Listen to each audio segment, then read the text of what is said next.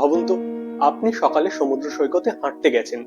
দূর থেকে দেখলেন একজন ভদ্রলোক বালির উপরে হেলান দিয়ে বসে আছেন। মনে হলো তিনি হয়তো ঘুমিয়ে পড়েছেন, কিন্তু কাছে যেতেই জানা গেল তিনি মৃত।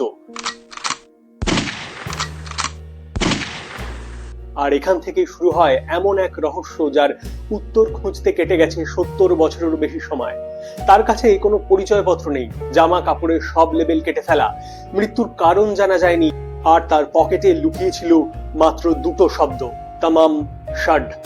দুটি শব্দ যা আজও পৃথিবীর অন্যতম বড় রহস্যের প্রতীক। আসল গল্পে আসা যাক। 1948 সালের 1 ডিসেম্বর অস্ট্রেলিয়ার অ্যাডিলেড শহরের সামারটন বিচ। সকালের আলো ফুটতেই কয়েকজন মানুষ দেখতে পান একজন ভদ্রলোক সমুদ্রের ধারে বালুর উপর হেলান দিয়ে পড়ে আছেন। প্রথমে সবাই ভাবছিলেন তিনি হয়তো ঘুমোচ্ছেন, কিন্তু কিছুক্ষণ পর পুলিশ এসে নিশ্চিত করে লোকটি মারা গেছেন। দেখতে শিক্ষিত ও ভদ্র পরিবারের মানুষ বলেই মনে হচ্ছিল। পরনে দামি স্যুট, টাই, পালিশ করা জুতো। কিন্তু আশ্চর্যের বিষয়, কেউ তাকে চিনতে পারল না। পুলিশ মৃতদেহ তল্লাশি শুরু করলো, কিন্তু যা পাওয়া গেল তা আরো বিভ্রান্তিকর।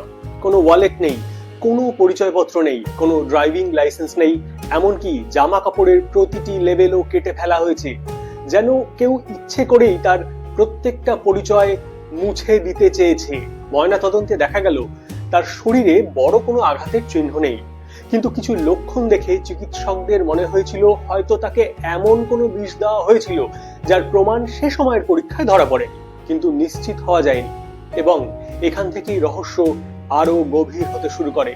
মৃতদেহ আবার পরীক্ষা করার সময় পুলিশ প্যান্টের ভেতরে একটি ছোট্ট গোপন পকেট খুঁজে পায়।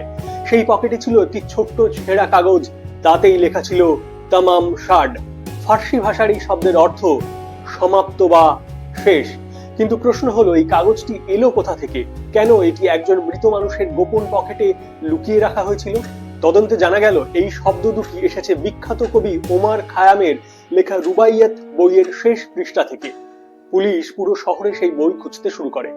কয়েকদিন পর এক ব্যক্তি জানান তার গাড়ির ভেতরে অদ্ভুতভাবে একটি রুবাইয়াত বই পাওয়া গেছে।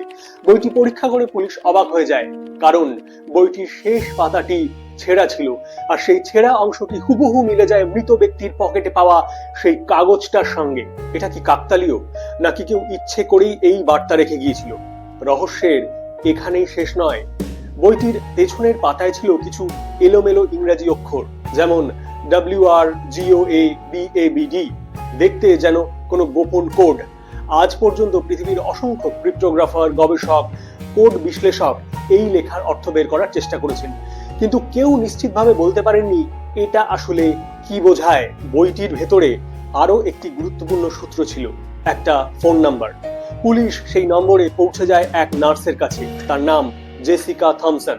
তিনি বলেন তিনি মৃত ব্যক্তিকে চেনেন না, কিন্তু তদন্তকারীরা লক্ষ্য করেন মৃত ব্যক্তির ছবি দেখার সময় তিনি স্পষ্টভাবে বিচলিত হয়ে পড়েছিলেন। তার প্রতিক্রিয়া দেখে পুলিশের সন্দেহ আরো বেড়ে যায়। তিনি কি সত্যি কিছু জানতেন, নাকি কোনো বড় সত্য গোপন করছিলেন? আজও তার সঠিক উত্তর পাওয়া যায়নি। এরপর শুরু হয় নানান তত্ত্ব। প্রথম তত্ত্বে বলা হয় তিনি ছিলেন কোল্ড ওয়ার যুদ্ধের একজন গুপ্তচর, কারণ পরিচয়হীন মৃতদেহ, গোপন কোড, রহস্যময় সব বার্তা, সব মিলিয়ে গল্পটা যেন গোয়েন্দা সিনেমার মতো।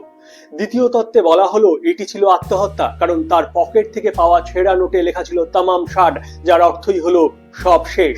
আর তৃতীয় তত্ত্বে বলা হয় ওই নার্সের সঙ্গে তার ভালোবাসা, বিচ্ছেদ এবং বিশ্বাসঘাতকতার এক অজানা গল্প নাকি লুকিয়ে আছে এর পেছনে, কিন্তু কোনো তত্ত্বই শতভাগ প্রমাণিত হয়নি।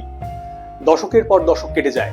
অবশেষে আধুনিক ডিএনএ প্রযুক্তির সাহায্যে গবেষকেরা দাবি করেন সামারটন ম্যানের নাম সম্ভবত কার্ল ওয়েব।